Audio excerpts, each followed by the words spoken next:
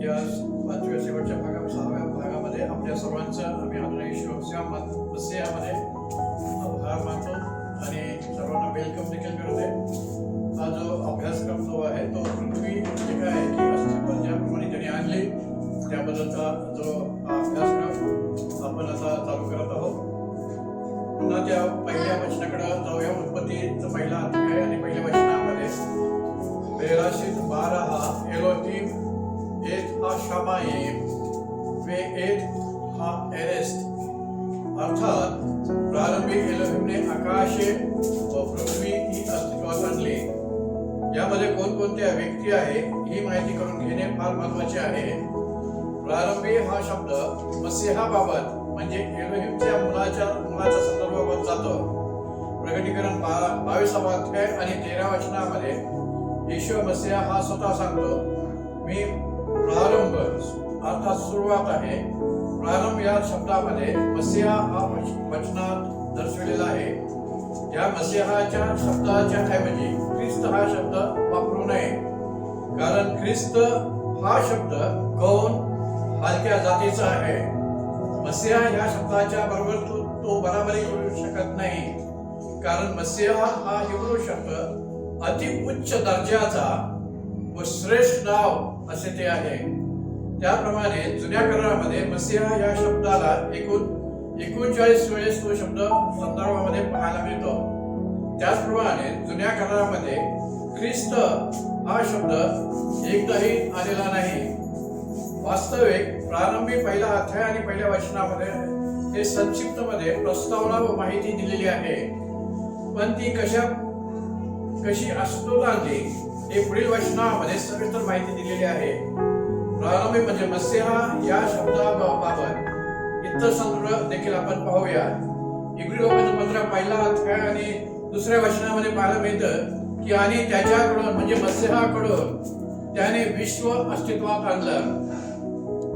इब्री लोकांचं पत्र 11 अध्याय 3 वचनामध्ये पाहायला मिळतं की एलोहिमने आपल्याला विश्वासाने आपल्याला कळते की एलोहिमने शब्दाने म्हणजे मसीहाकडून विश्वाची रचना ती झाली अशी की जे दिसते ते दृष्ट वस्तूपासून झाले नाही. जे दृष्ट वस्तू जे आहे डोळ्याला जे दिसणाऱ्या गोष्टी यापासून त्याने जे निर्माण करता तो नाहीये, तो त्याचा तो निर्माण करता जो आहे तो अदृश्य असा तो आहे. म्हणून इथं जे काही की आम्हाला पाहायला मिळतं की पवित्र आत्मा हा अदृश्य आहे, यावे एलोहिम आबा अदृश्य आहे आणि मसीहा देखील जो आहे त्याचा जो मुलगा जो आहे तो देखील जे काय आहे की अदृश्य अवस्थेमध्ये आम्हाला पाहायला मिळतो. कलसेकराचं पत्र पहिला अध्याय आणि 16-17 वचनामध्ये पाहायला मिळतं, कारण आकाशामध्ये व पृथ्वीवर असलेले दृश्य व अदृश्य असलेले राजे, अधिपती, सत्ताधीश किंवा अधिकारी असलेले जे काय आहे ते सर्व त्याच्यामध्ये मसीहामध्ये अस्तित्वात झाले. सर्व काही त्या मसीहाच्या द्वारे व मसीहासाठी अस्तित्वात आलेले आहे व मसीहा सर्वांच्या पूर्वीचा आहे व मसीहामध्ये सर्व काही अस्तित्वात आहे. प्रारंभी म्हणजे मसीहामध्ये त्याने आकाश व पृथ्वी म्हणजे भूमीही अस्तित्वात आणली. योहान सुसमाचार पहिला अध्याय आणि 1-2 वचनामध्ये देखील आम्हाला इथं मूळ हिब्रू मधल्या बायबल्स मधून जे काही दस्तावेज मधून पाहायला मिळतं की वास्तविक जे काय की ज्या आपल्या बायबलमध्ये ते वचन नाहीये कोणत्याच बायबलमध्ये, परंतु मूळ हिब्रू आणि अरामिक लँग्वेजच्या बायबलमध्ये ते वचन तुम्हाला पाहायला मिळेल. सर्व अस्तित्वात आणण्यापूर्वी मसीहा होता, मसीहा एलोहिम होता आणि मसीहा एलोहिम बरोबर होता.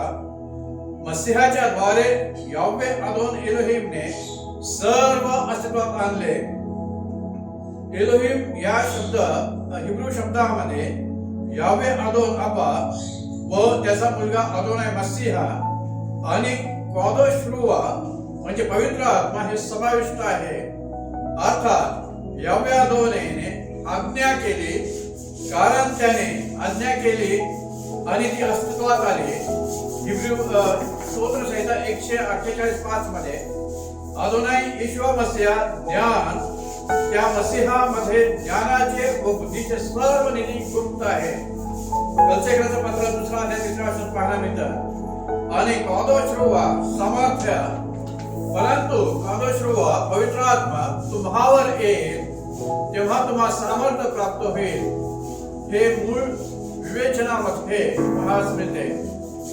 अध्याय 1 व 2 वचनामध्ये आपण हे गोष्ट पाहूया की वे हा एरेस्ट हायथा तोहू वा बोहू वे काशो एल पॅनियल होम एलोहिम वे रूखा अर्थात कादोश्रुवा एल पॅनियल हा माईम अर्थात मराठीमध्ये भाषांतर पाहायला मिळतं.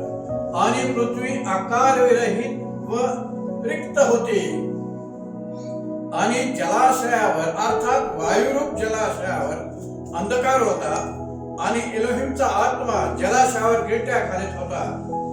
अध्याय 1 व वचन 3 मध्ये पाहायला मिळतं की वे यामेर एलोहिम येही और वे याही और अर्थात आणि एलोहिमने शब्द उच्चारला प्रकाश हो आणि प्रकाश अस्तित्वात आला.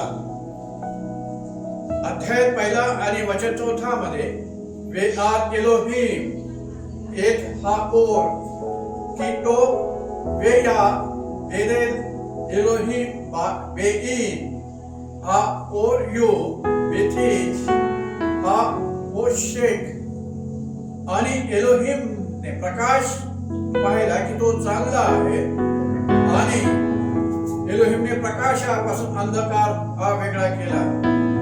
अध्याय 1 5 वचनामध्ये पाहायला मिळतं वेई द्वारा एलोहिम ला और योम वेला ओशेक द्वारा लाहेला वे येही एरेब वे येही ओपेर योम हार अर्थात मराठीमध्ये त्याचं भाषांतर पाहायला मिळतं.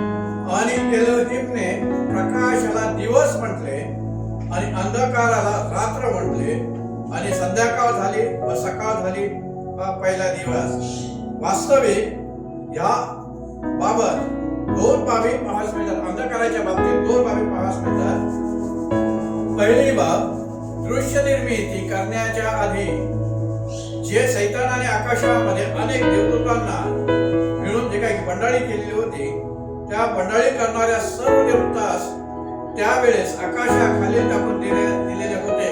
त्या अदृश्य निर्मितीतील आकाशाच्या खाली ज्याला आपण आपल्या पृथ्वीचं आकाश म्हणतो त्या खाली त्यामध्ये आणि त्याच्या आकाशाखाली दृश्य निर्मितीच्या कामाची सुरुवात देखील झालेली होती. त्यास सर्वांनी पाप केलेले होते. त्या ठिकाणामध्ये तो अंधकार तो रूपक असा तो होता. दुसरी बाब की त्यावेळेस प्रकाश देणारे सूर्य व चंद्र व तारे यांची निर्मिती झालेली नव्हती म्हणून तो देखील अंधकार त्यावेळेस असल्याचा पास मिळतो. परंतु या वचनामध्ये असे दिसून येते की जी वरील पहिली बाब दाखवलेली आहे त्यास हे वचन पुष्टी देते की अंधकाराने त्या प्रकाशाला ग्रासलं नाही असे पुढील वचनामध्ये जे काही आम्हाला पाहायला मिळतं.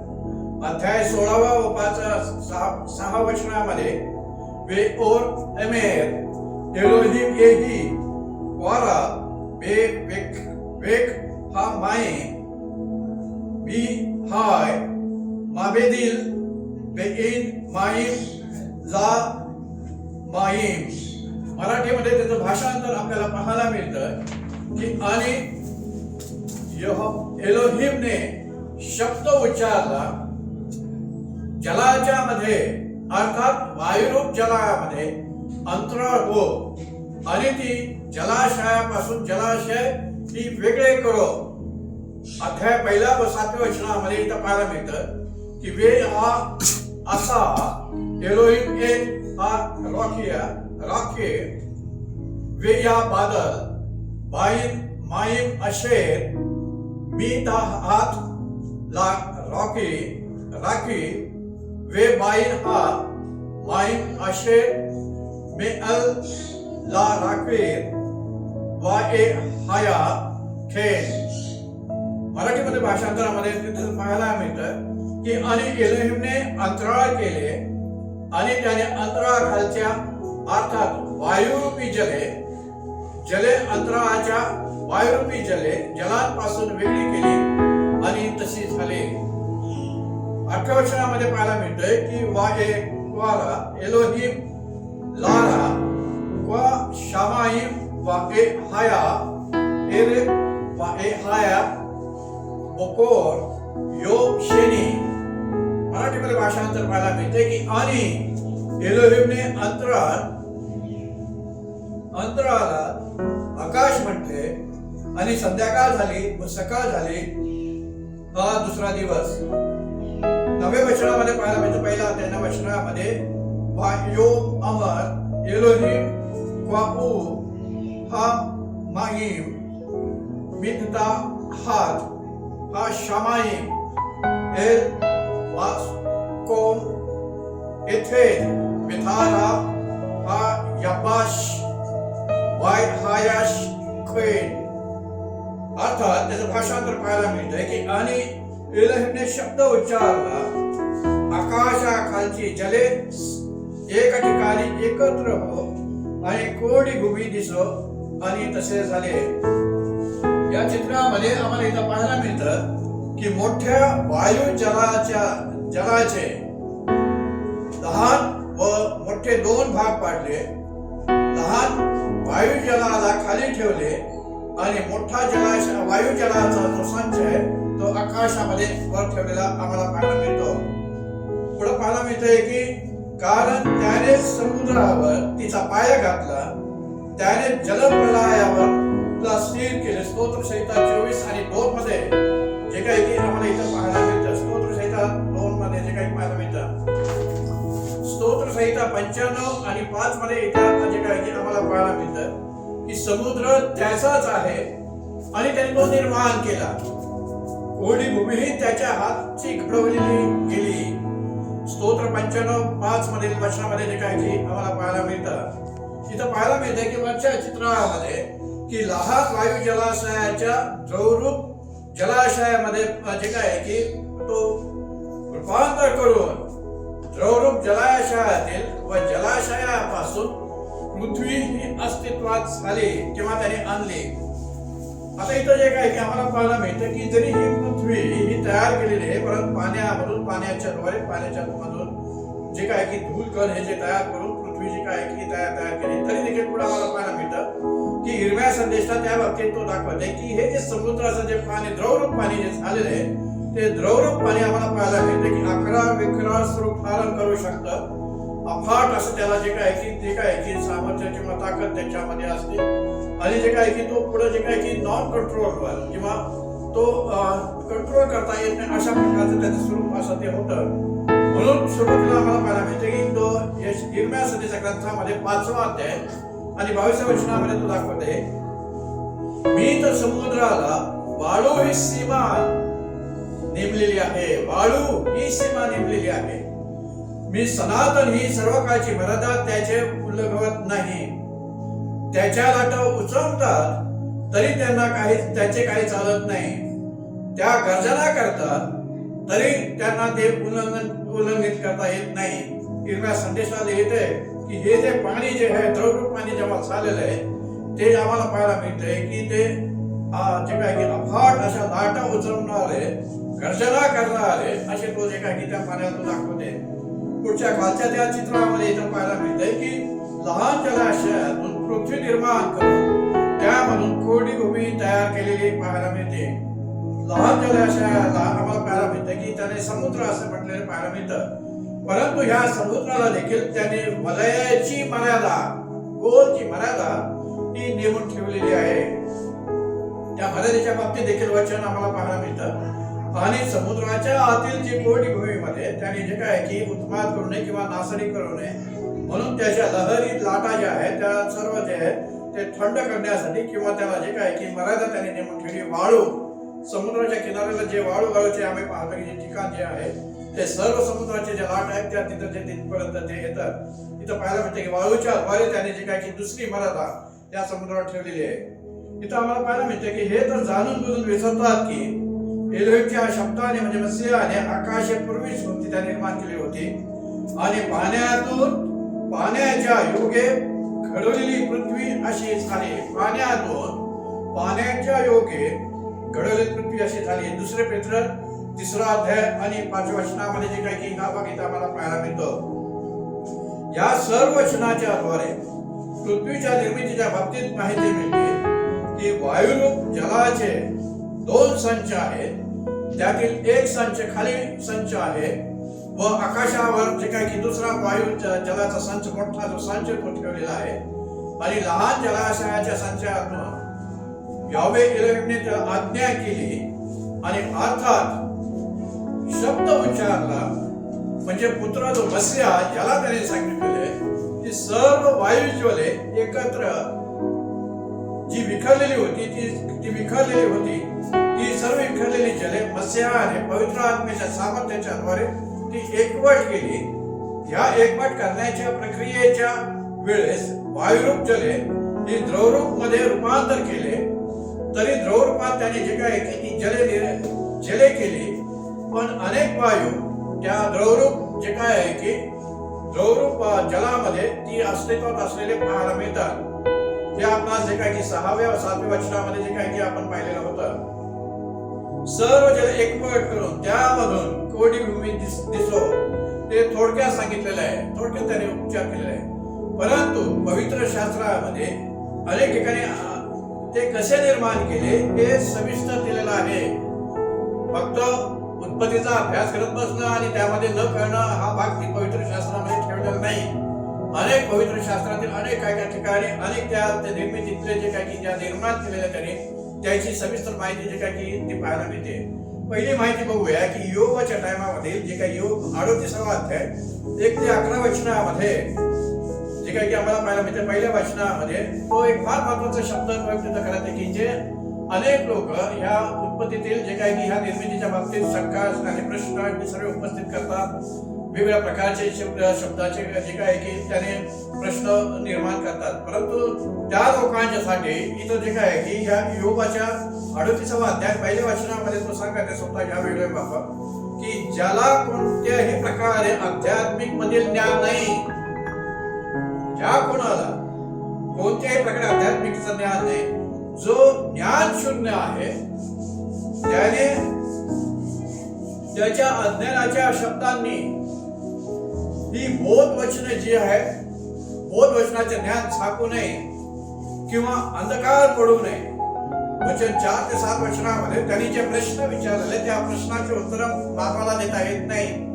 कोणकोणते प्रश्न विचारले ते आम्हाला पाहायला मिळतं की मी पृथ्वीचा पाया घातला तेव्हा तू कुठे होतास?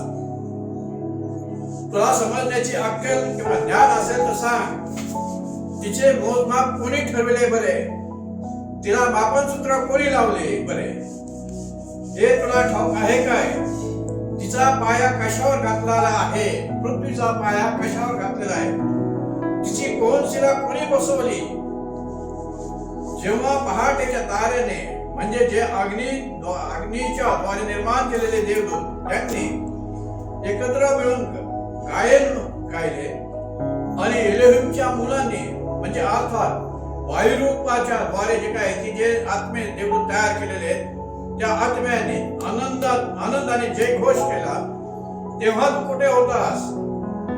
या प्रश्नामध्ये जे काय की अनेक उत्तर व त्याचे जे काय की ज्ञान जे काय की होत जातात. प्रश्नामध्ये त्याची उत्तर आम्हाला जे काही की पाहायला मिळतात. नीतिसूत्रे जे काय आहे की शर्मला झाले प्रकटीकरणामध्ये नीतिसूत्रे जे काही इथं पाहायला मिळतात 8 अध्याय 27 वचनामध्ये जेव्हा त्याने आकाशे तयार केली, जेव्हा त्याने आकाशाच्या म्हणजे आकाशाच्या खालच्या पोकळीमध्ये पृष्ठभागावर वर्तुळाकार अर्थात वलय गोल वलय त्या पाण्याला जलरूप जे काही द्रवरूप जलरूपाला ती वलय ही जी काही सीमा नेमली तेव्हा मी मसीहात तिथं होतो. स्वतः तो सांगते. प्रेषित पेत्र देखील तो सांगते की एलोहिमच्या शब्दाने म्हणजे मसीहाच्या द्वारे आकाशे पूर्वीच होती आणि पृथ्वी पाण्याच्या बरोबर आणि पाण्याच्या आत बरोबर व्यवस्थित केलेली अशी होती. हे काम मानवातील कोणत्याही सायंटिस्टला तज्ञांना करता येणार नाही. पाण्यातून आम्हाला पाहायला मिळते की पाण्याच्या द्वारे पाण्याचे जे काय की पाण्याच्या द्वारे पृथ्वीचे धूलकण अर्थात रेणू व अणु ही तयार करणं, पृथ्वीचा पाया घातला म्हणजे ती पूर्णपणे रचली गेलेली आहे हे आम्हाला पवित्र शास्त्रामध्ये पाहायला मिळतं. तिची रचना केली गेलेली आहे. या रचनेमध्ये सर्वात जे काय की वर माती, त्यानंतर मुरुम, त्यानंतर कच्चा खडक, त्यानंतर कठीण खडक, यामध्ये सर्वात प्रकारचे खनिज पदार्थ व वायू आणि त्याबरोबर लाव्हारस पृथ्वीच्या पोटामध्ये तो ठेवलेला आहे. ही पृथ्वी सजीव राहण्याकरिता व उष्ण करण्याकरिता तिथे तो ठेवलेला आहे पाहायला मिळतं. उष्णतेने मातीवरील जे काही आहे ते जळून जाऊ नये म्हणून व तापमान स्थिर राहण्याकरिता द्रवरूप पाणी हे चारही बाजूला ते ठेवलेले हे सर्व रचलेले भाग आम्हाला पाहायला मिळतात. शलोमोन राजा नीतिसूत्र 8:30 मध्ये वचनामध्ये तो सांगतो की जेव्हा मसीहा हा यावे एलोहिम पित्याजवळ कुशल कारागीर होता, या कुशल कारागिराला माहिती आहे की त्याने हे कशा प्रकारे निर्माण केलं. आता येथे अस्तित्वात आणले हा मराठी भाषेतील शब्द वापरता येणार नाही, कारण इथे पाण्यापासून ती कोरडी भूमी केलेली म्हणून जे काही येथे निर्माण हा शब्द तिथं वापरावा लागेल. पृथ्वीची मुख्य कोनशिला कोठे आहे हे मानवाला सांगता येणार नाही, कारण योग 26 अध्याय 7व्या वचनामध्ये तो दाखवते की कारण पृथ्वी ही निराधार टांगलेली आहे. निर्मितीतील मुख्य बाब आहे की सर्व काही आराखड्याप्रमाणे तयार केले जात आहे. पाण्यामधून जे काय की पृथ्वीचा पाया घालणं हे देखील मोजमाप करून व गुन्ह्यामध्ये कोनशिला बसविणं हे सर्व मानवी बुद्धीच्या समजण्याच्या पलीकडले भाग आहे. आज्ञा केलेली आहे जले एकत्र हो. सुरुवातीस पाहिले की त्याप्रमाणे जलामध्ये जे काही अनेक वायू आहेत एकवट होण्याच्या वेळेस त्याची जी अवस्था आहे ही आपण जाणून घेणे हे देखील महत्वाचे आहे. विखरलेले सर्व वायू जले एकत्र करून त्यात जलाचं द्रवरूप जलामध्ये रूपांतर केल्यावर त्यास गोलाकार जे काय आहे की कार मरादेत त्याला नेमून द्यावे लागले की त्या गोलाकाराच्या रेषेच्या पलीकडे त्या समुद्राचं पाणी खाली जाऊ नये. त्या गोलाकाराच्या हद्दीच्या पुढे तुला जाता येणार नाही म्हणून त्याला ती आज्ञा केलेली आहे समुद्राला, त्या पाण्याला. या प्रक्रियेची वस्तुस्थिती ही वचनामध्ये आपण पाहूया. पाण्यापासून घनरूप पदार्थ बनविले गेलेले आहेत. द्रवरूप पाण्यापासून घनरूप जे काय आहे की वस्तू, घनरूप जे काय आहे की जी बाब आहे ती पदार्थ तो बनवला गेला आहे पाण्यापासून. आता हा कसा काय आहे आमच्या रोजच्या जीवनामध्ये जर आम्ही नीट परीक्षण केलं तर उदाहरणार्थ आम्हाला पाहायला मिळते की जे मीठ आहे हे मीठ देखील आम्हाला पाहायला मिळते घनरूप एक तो पदार्थ आहे. परंतु तो पदार्थ कशामधून बनतो की जेव्हा समुद्राचं ते पाणी खाडीमध्ये एकत्र एका बाजूला जर जमा केलं तर आणि नंतर त्याला ऊन लागल्यानंतर आम्हाला पाहायला मिळते की त्या पाण्याचं घनरूप पदार्थ हा तयार होत असतो. हे एक जिवंत उदाहरण आमच्या समोर जे काय की अभ्यास करणाऱ्यांसाठी आणि त्यांचा विश्वास वाढण्यासाठी आणि यातील माहिती प्राप्त होण्यासाठी त्या सर्व गोष्टी आमच्या जीवनामध्ये त्यांनी ठेवलेल्या आहेत. की त्या मिठामध्ये आम्हाला पाहायला मिळतंय की ते मीठ जे आहे ते घनरूप पदार्थामध्ये तो मोडला जातो आणि परंतु ते कशाने बनतं तर पाण्याच्या द्रवरूप पाण्याच्या द्वारे.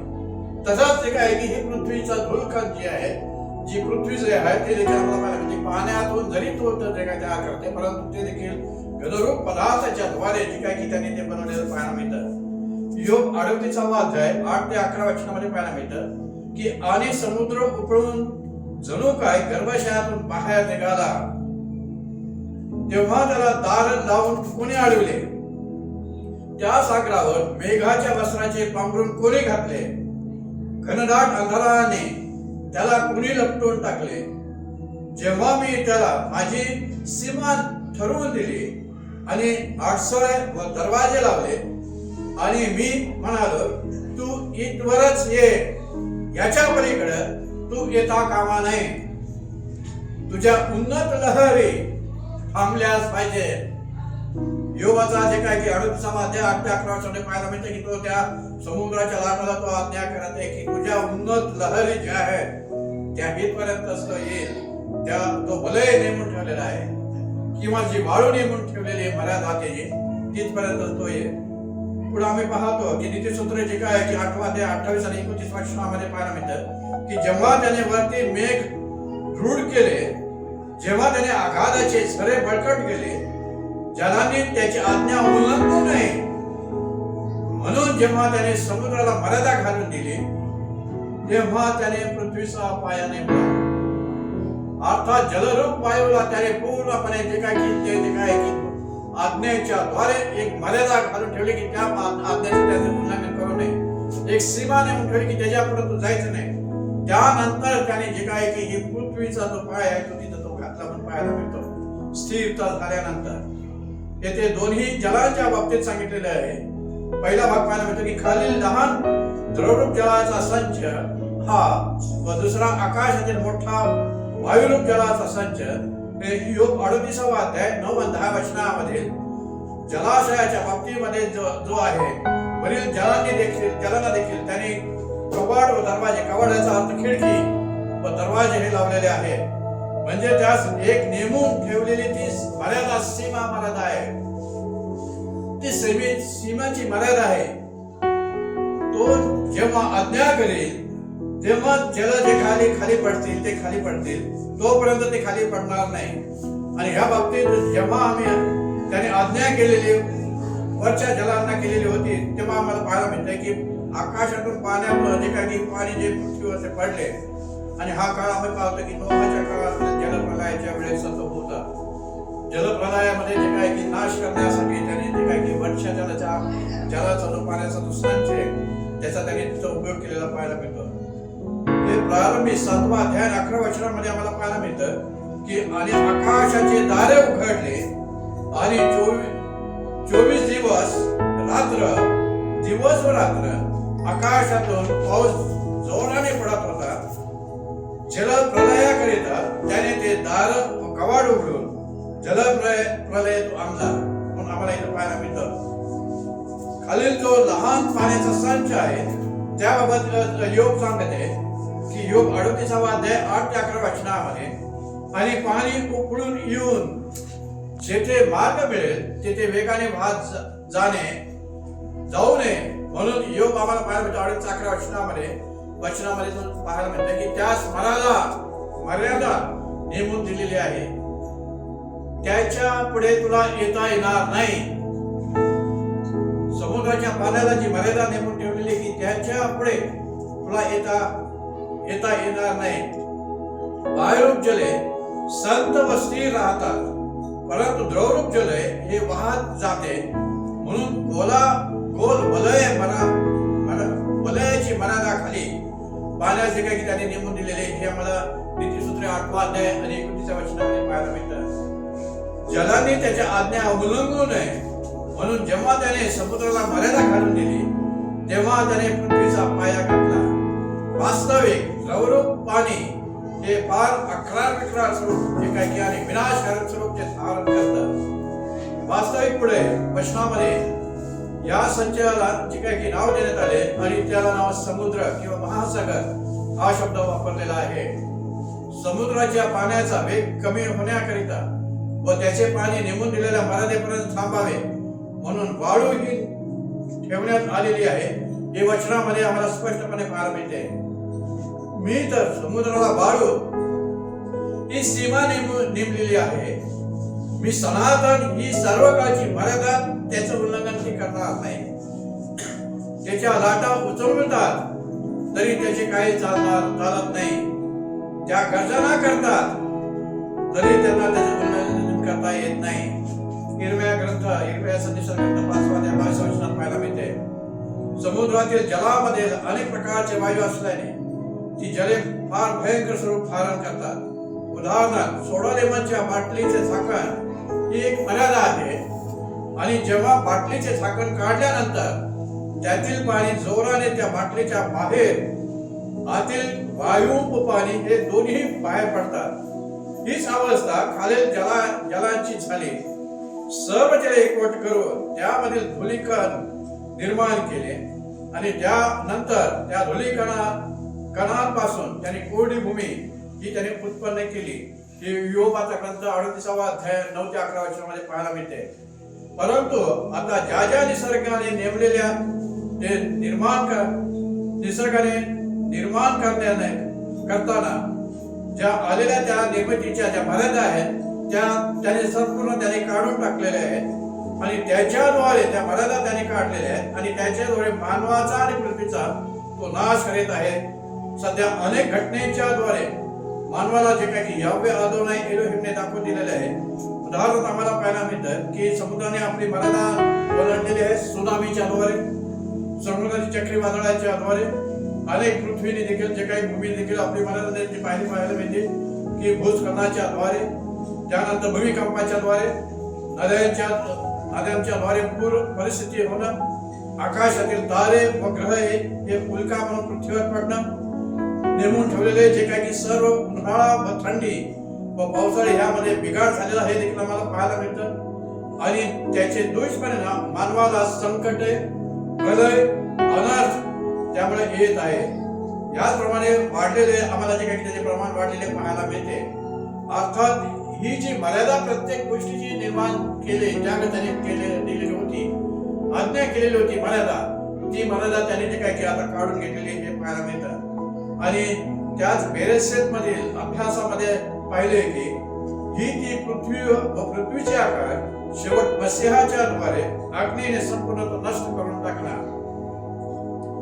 अध्याय 1 आणि 10 वचनामध्ये वाई वारा एलोहिम लाई याबा शा एरेस युले मिक वेह आ माई वारा यामिम याराह एलोहिम की तो. अर्थात मराठीमध्ये पाहायला मिळतंय की एलोहिमने कोरड्या जमिनीस भूमी म्हटले व जलाच्या संचास समुद्र म्हटले. एलोहिमने पाहिले की हे चांगले आहे. एलोहिमने पाहिले की ते चांगले आहे याचा अर्थ त्याने कोणतेही काम अपूर्ण ठेवले नाही. त्याची मजबूती व त्याची हमी त्याने दिलेली आहे. निर्माण केलेल्या सर्व बाबीचे त्याने काळजीपूर्वक निरीक्षण आणि परीक्षण केलेले आहे. म्हणून तो पुढे म्हणतो की ते चांगले आहे. पुढे आम्हाला पाहायला मिळते की पहिल्या अध्यायातील 11 वचनामध्ये वाय यो मेर एलोहिम डाट शे हा एरेस एशेर एशे बरिया जेरा एस्ट मेरी आशा मेरी ले मिया नोहो नौ आशेर जार वेओ बाएल हारेस वाईके. मराठीमध्ये भाषांतर पाहायला मिळते की आणि एलोहिमने शब्द उच्चारला. पृथ्वीवर गवत, बीज देणारी वनस्पती व आपापल्या जातीप्रमाणे ज्यात त्याचे बीज आहे असे फळ देणारे फळ झाडे ही पृथ्वी उपजव आणि तसेच झाले. या भूमीच्या धुलीकणामधून आम्हाला पवित्र शास्त्राच्या उत्पत्तीचा अभ्यास केल्यानंतर पाहायला मिळतं की या धुलीकणामधून त्याने मानवाला, पक्ष्यांना, सर्व प्रकारच्या प्राण्यांना हे त्याने निर्माण केलं असताना त्याबरोबर त्यांना उपयुक्त असणारे त्यांचं जे अन्न, त्या अन्नाची देखील त्याने पूर्व नियोजित प्रमाणे पूर्वीच त्याची तयारी करून ठेवलेली ही जे काय की या वचनामध्ये पाहायला मिळतं. आणि पुढे जे काही 11 वचन पाहायला मिळतं आणि 12 वचनामध्ये आम्हाला इथं पाहायला मिळतं की वात तो स्टेओ हा एरेस एशे मजरिया जेरा लेमिनी वे एस ओसाहा मेरी अशेर झारको हो लेमिने हूँ वायुरा एलोहिम की. मराठी भाषांतर पाहायला मिळतंय की आणि पृथ्वीने गवत, आपापल्या जातीप्रमाणे बीज देणारे वनस्पती व आपापल्या जातीप्रमाणे त्यातील त्याचे जे काही बीज आहे अशी फळ देणारे झाडे ही उपजली. शब्दाच्या द्वारे त्याने ती सर्व अस्तित्वात आणली. आज्ञा केली, त्याने धूलिकणाला आज्ञा केली आणि त्याद्वारे ते जे काय की ते सर्व अस्तित्वात त्याने आणलं. आणि एलोहिमने पाहिलं की ते फार चांगलं आहे. आणि 13 वचनामध्ये पाहायला मिळतं की 13 वचनामध्ये